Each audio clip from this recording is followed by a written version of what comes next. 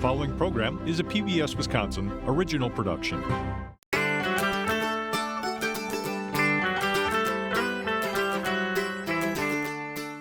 Welcome to Friendsgiving. I've decided to invite some friends and neighbors over for a Friendsgiving celebration before they celebrate Thanksgiving with their families. I'll be cooking up a delicious pumpkin pie with ingredients from Kings Hill Farm. And then it's off to Brick Cider for ingredients for my delicious gravy. We're gonna top things off with an organic cranberry cocktail. Gather with us around the farm table. I'm your host, Inga Witcher. Good morning, girls. I'm Inga, and I love everything about farming. Midwestern farms are a bounty of good food made by good people. I love being able to travel, to search out good ingredients. Cooking is all about what's seasonal, what's fresh. Every day can be filled with good food, good friends, and a beautiful herd of cows. Welcome to the farm. Good girl. Around the Farm Table is funded in part by Wisconsin Farmers Union, united to grow family agriculture, Heartland Credit Union, and Friends of Wisconsin Public Television. Over 80% of farmers have to have some sort of an off-farm income, and I'm one of those farmers.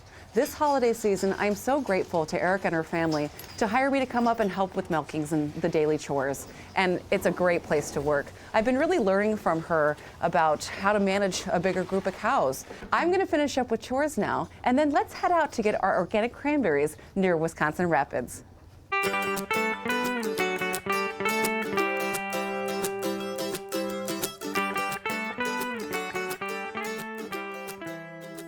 Hey, Brian. Oh, hi, Inga. Nice to see you. Hey, great to see you. Oh, it's nice being out here in the bogs. Yes, wonderful. Glad you could make it. Why is it frozen? It's that time of year where we have to start protecting the vines and the buds for next year's crop. So we flood the beds, and that protects those buds so that we'll have a crop again next year. So it's kind of like mulching your garden. Like I mulch my garlic in the fall so that I'm not affected by the freezing and thawing and things. Right, exactly. So it's just a matter of protecting the vines that we're doing right now. So this flood will stay on right through March. Tell me a little bit about your Century Farm. Okay, well, actually our great-grandparents bought it in 1879, so very shortly will be 140 years in our family name. Wow. I'm fourth generation. And so we're excited about growing organic cranberries on it. Have you guys been doing cranberries the whole time? Actually, about 25 years. Okay. In fact, we were the first organic cranberry grower in the state. One time, this was a dairy farm like so many of the others in the area. No kidding. Yeah. Oh, well, great. Well, I'd love to look at some cranberry production. Absolutely. Let's go.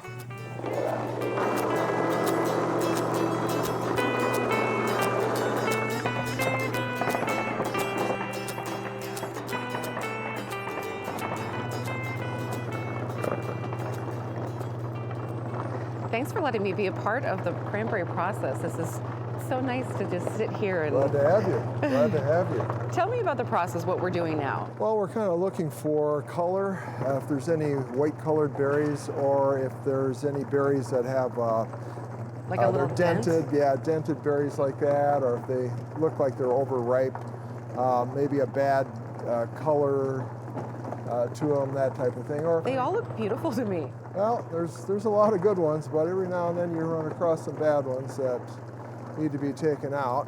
Tell me a little bit about this machine. It looks so cool. It has to be vintage, I know that. Oh, these were all built in Cape Cod, Hayden Manufacturing in Cape Cod, and they were built back, a lot of these were built back in the 1930s, 1940s, even some as early as the 20s. Oh, wow. And they're still in operation in a lot of areas of the country.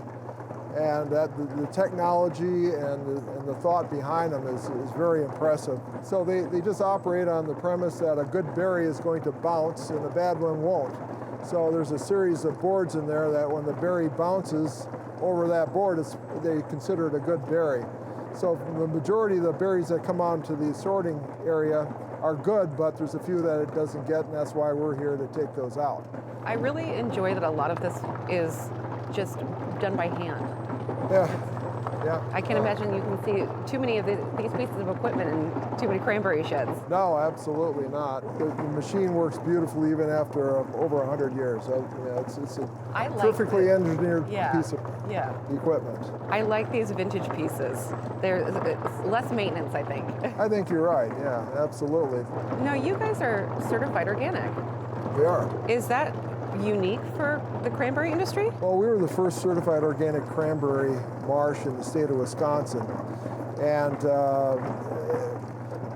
slowly over the years, there's been more cranberry marshes that have become certified, probably 6 or 7 now in the state. So I know the process that I have to do on my dairy farm to be organic, and just with, how I can deal with the health issues on cows or feed. What does organic look like in a cranberry field? Well, obviously we're limited in the type of fertilizers that we can use. Also limited in the pest control type, So how do you products that deal we with can that? use. Well, we flood the beds in early June to take care of the black-headed fireworm, and then there's some organic sprays that we can use to take care of what they call the fruit worm in July. Now, their effectiveness is nothing like, of course, the conventional growers, but they aren't too bad. It's so interesting to be on a cranberry farm. This is the first time I've ever seen anything like this. And I just love learning about these new kinds of agriculture. How do you harvest? We actually use a dry harvester, and that's different. That's very different than the wet harvest that you normally see on the television programs. It's just we go out in the beds when they're very dry in the afternoon, and then rake the cranberries from there. Now, where's your market for these berries? Well, there's really a nationwide market for cranberries. Terrific, healthy food. We mainly distribute in the southern Wisconsin, Minneapolis, Indianapolis markets. Oh, And okay. we're looking to expand beyond that, of course. So it's been probably 150 years almost since they started the actual cranberry industry here in central Wisconsin. And now we're number one Grower in the in world. the nation. Yeah. In the world, wow. In the world, yeah, absolutely. Wisconsin. Yeah, in fact, this county, Wood County, is the largest grower in the world, right here in central Wisconsin. It used to be the east coast of Massachusetts, but now Wisconsin produces about 9 million barrels of cranberries each year. I hope that they're not all having to be hand sorted like this. Well, this is a little bit somewhat old-fashioned in comparison with the new technology that they use to be able to process that many millions of pounds of cranberries. But I like this works for old-fashioned. us. Yeah. This works for us because we're small, and I think we can do a better job actually than even the best machinery on the market today because we're looking over every berry that we see, pulling them out. But it's worth it. It is, absolutely. Well, Thanksgiving is a busy time of the year, and I'm going to let these farmers get back to making sure we have cranberries on our Thanksgiving table. And I'm going to get ready for our Friendsgiving. It's a busy time to try to be cooking and gathering and everything, so I did a little shopping beforehand, as you'll see down in Mineral Point.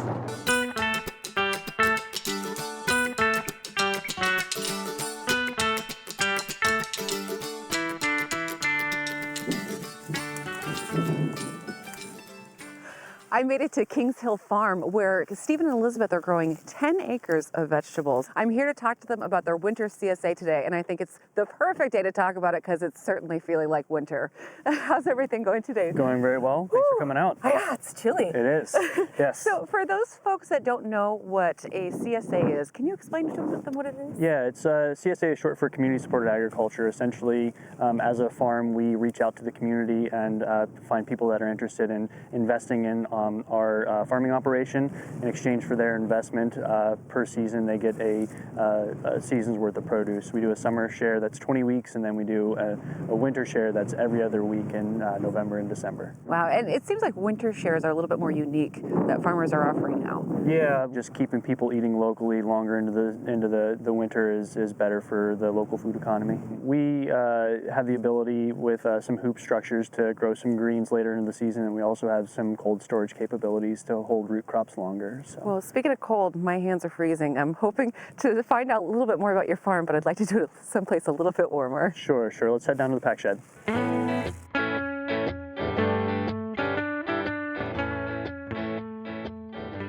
Stephen, I'm glad that we decided to get out of the cold. I don't know how fall disappeared, and it seems like winter just snuck right up on us. Yeah, it's a breezy one out there today for sure. It's neat, though, to see that there's still things growing out there. Yeah. There's a lot of crops that can handle some cold weather, mostly kales, and carrots actually get better when they've had a couple light frosts. They sweeten up a bit, right? Yeah, definitely.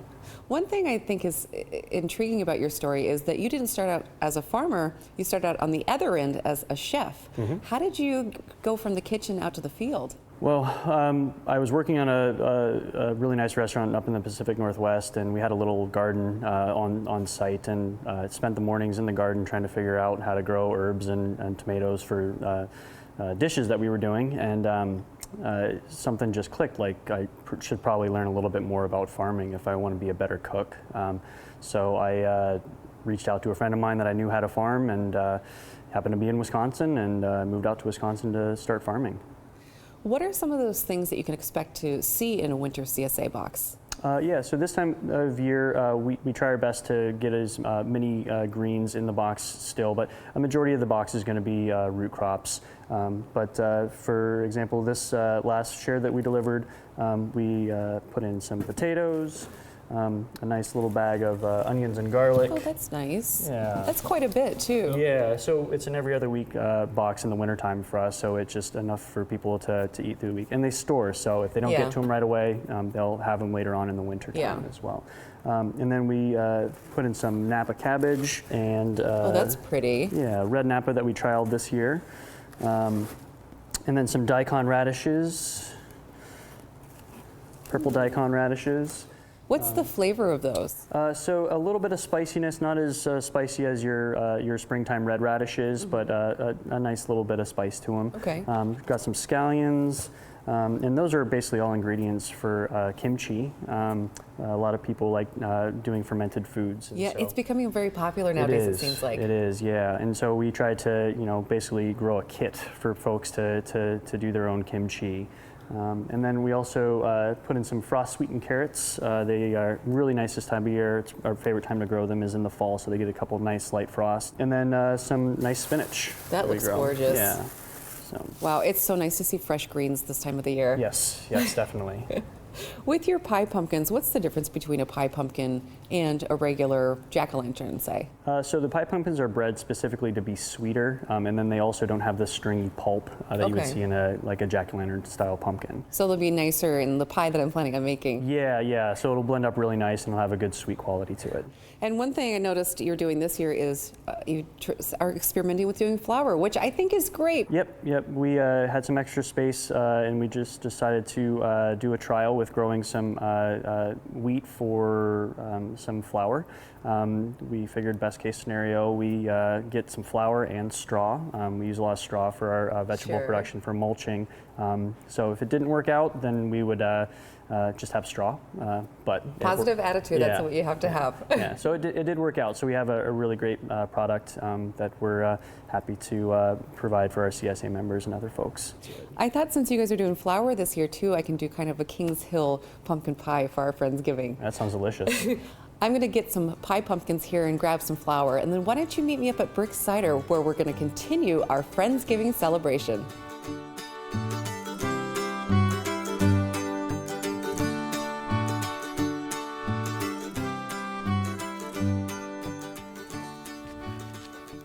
I'm here at the headquarters of Brick Cider. Let's head inside this beautiful home and find out from Marie about their cider adventure.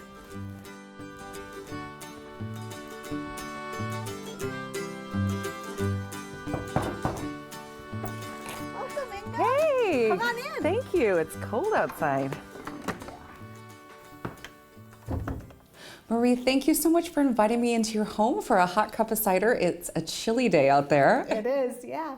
I'm having a Friendsgiving celebration, and I thought that some cider would be the perfect addition since I'm assuming that was probably what they drank at the very first Thanksgiving. I would assume so. Every family that homesteaded in the United States usually brought either cider trees with them, or they planted apples, and they planted them with the specific intent of pressing them for juice, fermenting them, and drinking the beverage. Well, there's nothing like fresh cider too. It's delicious. Tell me about the different types. What is the sizer? What a sizer is it's cider, and then fortified basically with honey. And so you end up with a higher alcohol. It's more like a wine, about 13%. And about half the alcohol comes from the apples and half the alcohol comes from the honey. And what you get is that kind of meaty taste, Right. but there's the apple flavor behind it as well. Okay, and I'm interested in the hopped cider. I've never seen anything like that on the market. Sure. So our hop cider is just traditional cider, so it's just apples and yeast. But what we've done is at the end we're what's called dry hopping it. So you're just adding the hops right at the end of the fermentation, and it gives it you get the aromatics of the hop, but you don't get any bitterness. So it's nice and mellow, a little. It's a mellow hop. When you pour it in a glass, you'll definitely get the Centennial hop out of it. This is the one that I'm most curious about. Oh, the wild apple. Is it called Wildings? Yeah, wildling or seedling apples is another thing people will say. So the wild apple cider, we collected all these apples late in the fall of 2016.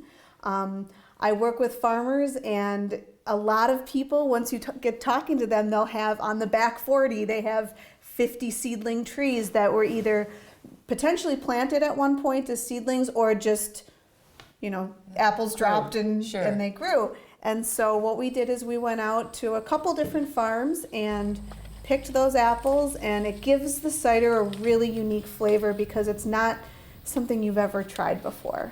What's the process after the picking is done? Once we get them, we usually within 1 to 3 days we'll get them pressed. And then from pressing, they go directly into a commercial freezer to be frozen in 275-gallon totes usually. And then the following year, we thaw them as we need them. And it's probably different from year to year. Absolutely. And the weather will change wild apples from year to year. So it'll change all apples, but especially wild apples. Can you believe that you went from making cider as a hobby in your basement and now a tasting room and distributing? It must be an amazing feeling. It's a head rush. Yeah. Yeah, we went from basically experimenting in our basement to within a couple years working with a commercial lender and lawyers and everyone you can think of who helps you start a business, and we're going to open a tasting room in a cidery in Mount Horeb. Well, Marie, I know that my friends are going to be loving this at our Friendsgiving. And speaking of Friendsgiving, we've got a lot coming up, so we better get back to it.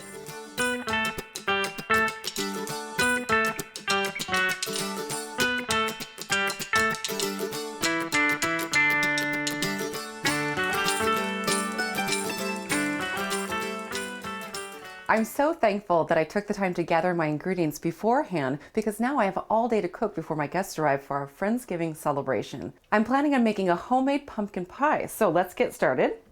I have my roasted pumpkin here. I personally enjoy the flavor of the roasted pumpkins, and it's not that much work, so it's not a big headache when you're getting ready for your holiday parties. And then just save the shell of the pumpkin. You can give that to your pigs or your chickens. I think they'll both like it just the same, or your compost pile even. All right, now we gotta mash this up. I'm gonna take my little masher here. You wanna get a nice puree. You don't want any lumps in your pumpkin pie. Now that looks like it's perfect. This holiday season, I'm thankful that my mother passed on her tips for making pumpkin pie. She's always been the best pumpkin pie maker in our family. When I was a little girl, my job helping her out was to run out to the bulk tank and bring back the milk so that she used in her pumpkin pie.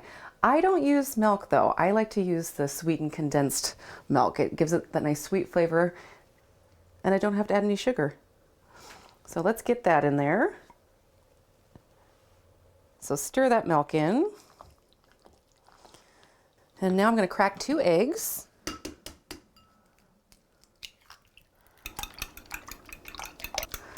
So 2 beaten eggs goes right in. Get those nice and stirred up. And once the eggs and the condensed milk's mixed in, then you can add your spices. And my spice mixture that I prefer is a little bit of ground ginger, a little bit of cinnamon, and then some fresh ground nutmeg. And my mom's tips that I was telling you about earlier is to let this batter sit as long as possible. That way the flavors can all marry together and it just creates a special pie. And also you can do it a day ahead of time, stick in your refrigerator, and then fill your pie crust, pop it in the oven, and less stress on the big day. So let's get this in the oven and then we'll get started on some gravy.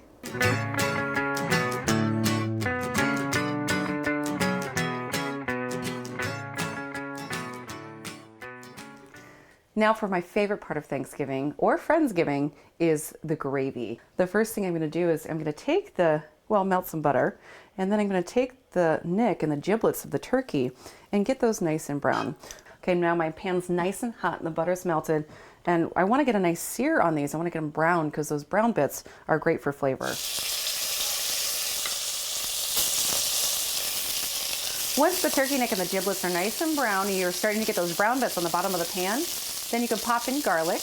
I add a whole head of garlic, so about 10 cloves, and then a few sprigs of fresh rosemary. So now that I can smell those flavors coming out, now I can deglaze the pan with 4 cups of chicken broth. So I'm scraping the bottom of that pan so I can get all those little bits up. Then just add the rest of the chicken stock, give it a good stir, and I'm going to turn this up higher, let it come to a boil, and then simmer it for about 20 minutes to reduce that. And by reducing it, I'll be creating more flavor.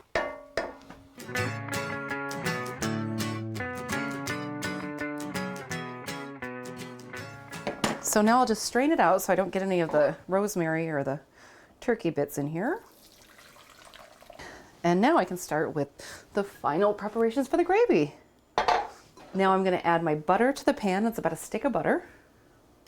Now that the butter's melted and it's starting to boil, I'm going to add in a half a cup of flour. And I'm using flour from Kings Hill Farm. They're doing some flour these days, and I love it that we can use local flour. I want to stir this constantly because I'm cooking out that flour taste and developing the thickness of my gravy. But you don't want to leave the pan at this point or else you're going to burn it.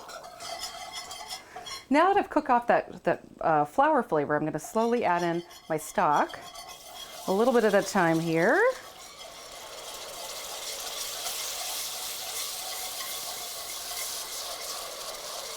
Stirring constantly. It's starting to get a little bit thick. And then I want about 2 cups of hard cider. Let's see. Look at me, I'm double tasking. And then slowly add in your cider. It smells delicious, that nice apple scent. And last but certainly not least, a lot of cracked pepper is what I like. And then season with some salt. I'm going to give this a stir and put it on the back burner so it can simmer for about 20 minutes more. And then now I'm going to start making cocktails because my guests will be arriving soon.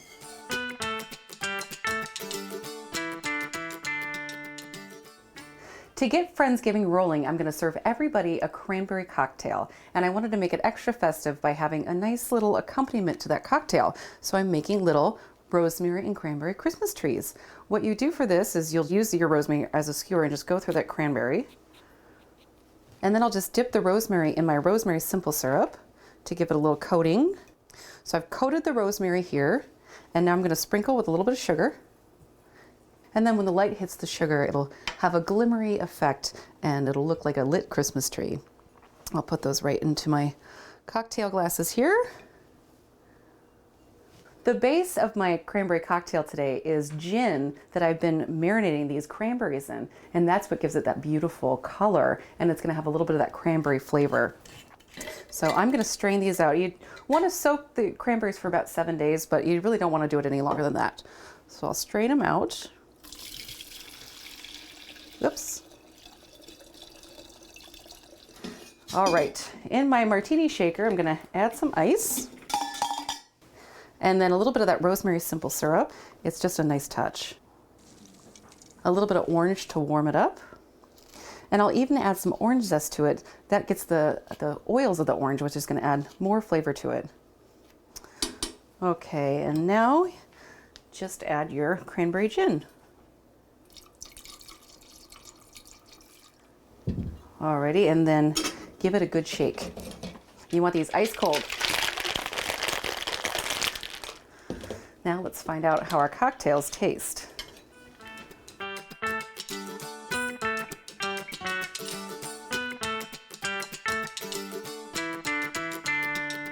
Well, my guests are arriving, and it's time to get this Friendsgiving started. Cheers. Toast friends and Friendsgiving with an herby, tangy cranberry cocktail. Cider gravy and mashed potatoes are a match made in Friendsgiving heaven. Organic cranberry sauce, the perfect Wisconsin touch. Roast turkey and all the fixins are center stage for this wonderful get-together. Sparkling cider's a perfect complement for this festive meal. Who wants dessert? Pumpkin pie and whipped cream, the classic way to end a wonderful meal. Well, I hope this has inspired you to host your own Friendsgiving, and I hope you'll gather with us next time. Around the Farm Table. I'm your host, Inga Witcher. Cheers.